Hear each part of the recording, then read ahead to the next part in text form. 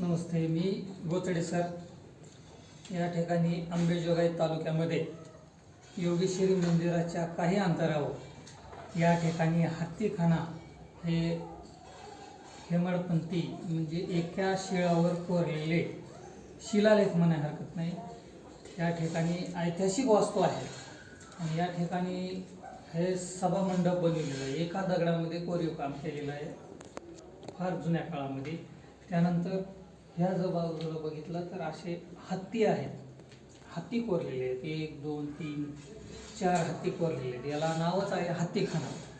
त्याच्यानंतर मध्ये जर बघितलं तर मध्ये पण मोठा असा सभागृह त्या काळामध्ये एका दगडामध्ये कोरलेला आहे आणि त्याच्यानंतर मध्ये छोटे छोटे रूम बनवलेले आहे. अशा पद्धतीनं असा एक अंबेजोगाई तालुक्यामध्ये हत्तीखाना नावाचा या ठिकाणी